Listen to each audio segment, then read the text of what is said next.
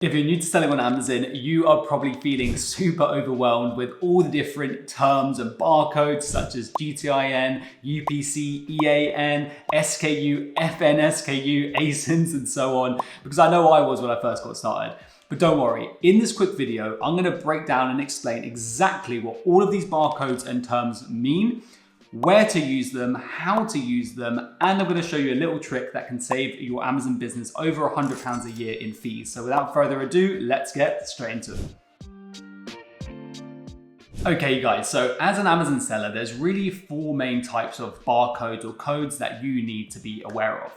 Two of these are barcodes and two of these are just codes. So the first one is GTINs, which includes UPCs and EANs. The second is SKUs. The third is FNSKUs, and the fourth and final are ASINs. So firstly, let's talk about GTINs, which stands for Global Trade Item Number. So as a world, as a globe, we've actually agreed to standardize the identification of all products sold using a standardized 12 or 13 digit code called a GTIN, or Global Trade Item Number. And this was actually created and it's managed by a nonprofit called GS1. They're a global organization that came up with this system. Now, before GS1 came up with this system, different types of products, different countries all had their own barcoding systems, and it was a real mess. So GS1 standardized this system, which we now use globally, which obviously makes international trade so much easier. Now, I guarantee every single one of you watching would have seen one of these GTIN barcodes.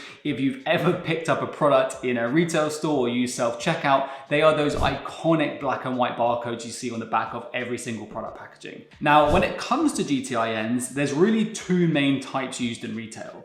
The first type are called UPCs.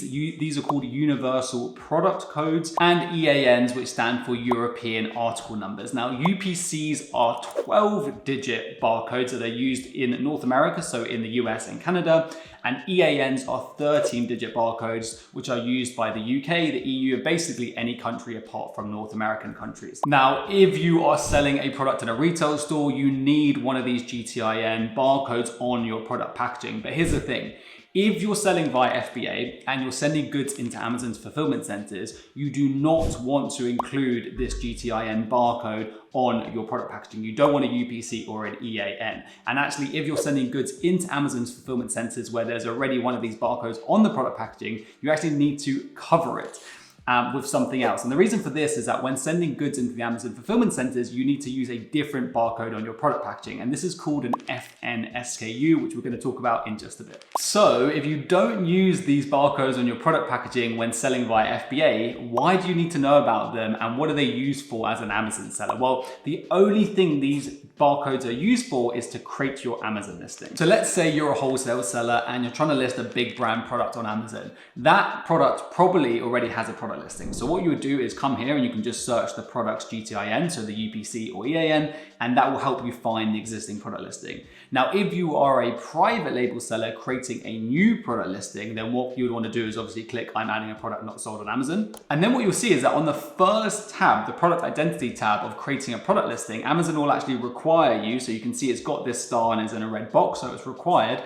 Amazon will actually require you to add a GTIN, so either a UPC or an EAN, to create this product listing. So if you're creating a new listing on Amazon, you're going to need to buy some GTINs. Now, it's really important to understand that you can't just buy GTINs from anywhere. They always have a prefix which is specific to your company. So for that prefix to be specific to your company, to match your company, you need to buy them from the official source, which is from GS1. So if you come over to the GS1 website, what you can see is that at the moment, there's 3 different plans, if you like. There's the starter 10 plan for 10 GTINs, the starter 100 for 100 GTINs, and then the standard membership for over 1,000 GTNs. Now, it's really important to note that this is an annual subscription. This is unfortunately not something you pay once. It's something that you have to pay every single year. But here's the cool thing. If you are a private label Amazon seller and you don't sell off Amazon, so you don't need to have a GTIN barcode on your product packaging, there is actually a way that you can get something called GTIN exemption. So what you can do is if you come back to the product lister, you can click I do not have a product ID and then click next. But what you'll see is that you get an error message that looks like this. So Amazon will actually allow you to list a product without a GTIN number,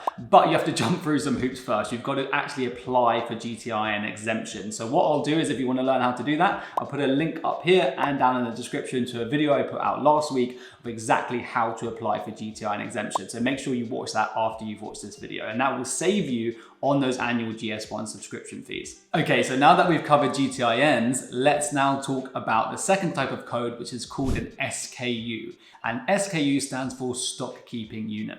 So unlike GTINs, SKUs are not standardized and they're not barcodes, they're just codes. They're simply a combination of letters, numbers, and symbols that a company uses to be able to easily identify the different products it sells in its catalogs. They're essentially just a made-up product code for internal stock management purposes. So if you are a private label seller on Amazon, you're going to need to come up or make up a SKU for each of the products you sell, both for internal stock management purposes and also to put into your Amazon product listing. So when you're creating your product listing, one of the required tabs is going to be to enter a SKU for your product. So if you look at the fourth tab, the product offer tab, there will be this contribution SKU section. Here you just need to enter the SKU that you make up for each of your products into this section here to be able to actually save your product listing. So how do you actually come up with a SKU for your product? Well, really, it's completely up to you. The format's up to you. It can really be anything you like.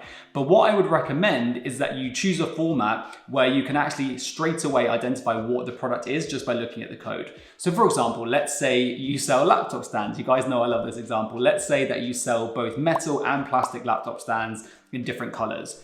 So if it's a metal laptop stand that you're choosing a SKU for, you might start it with M for metal, dash LS for laptop stand, dash black for a black color.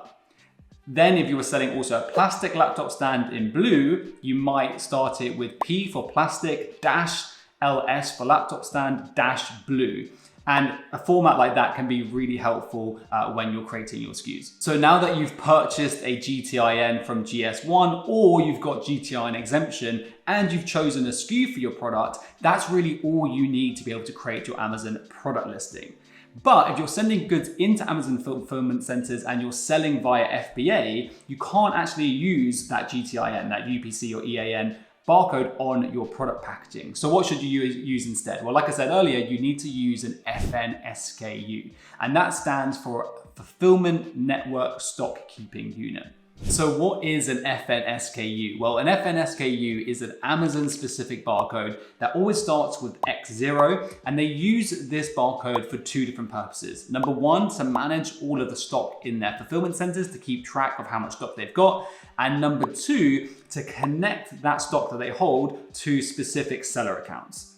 Now, if you're a wholesale seller, what you want to do is print this FNSKU barcode onto labels and actually use those to cover the UPCs or EANs before you send those goods into Amazon.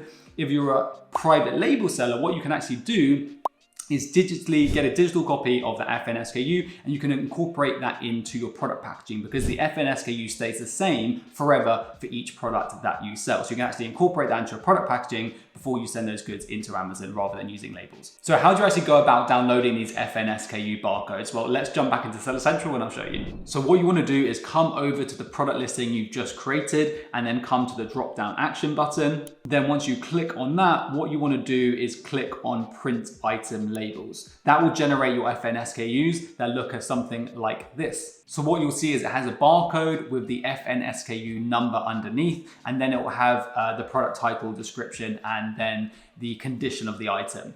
Now, you can use this whole label, and that's what it's probably worth doing if you're a wholesale seller. However, if you're a private label seller, what you can actually do is crop out this bottom information and just use the barcode. But make sure you also include the FNSKU number itself with the barcode when you incorporate it onto your product packaging. Okay, so now that we've talked about GTINs, SKUs, and FNSKUs, the fourth and final Amazon code we need to talk about are ASINs. And ASIN stands for Amazon Standard Identification Number. So what are ASINs? Well, ASINs are 10-digit alphanumerical codes, always starting with B0, used by Amazon to identify each product listing in its catalog. So each unique product listing will have its own ASIN. So for example, if I come over to a product listing, the ASIN will be somewhere in the URL, but if I also scroll down, you'll see that you'll always find the ASIN for each product in this additional information just here. And as you can see, it starts with B0. So how does an ASIN differ from an FNSKU?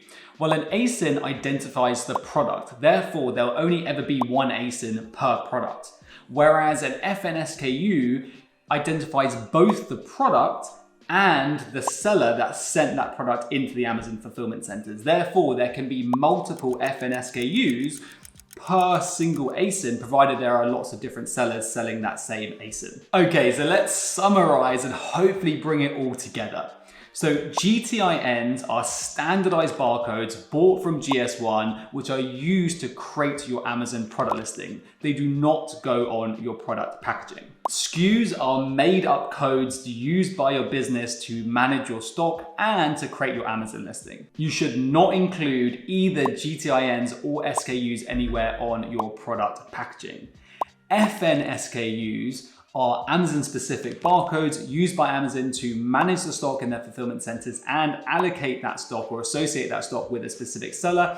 And these are the barcodes you should be putting on your product packaging before you send them into Amazon fulfillment centers. Finally, we have ASINs, which are Amazon-specific codes used to identify each product listing in their catalog. So guys, hopefully I've explained that well. I hope you found the video helpful. If you did, give it a thumbs up, consider subscribing, and I will see you in the next one.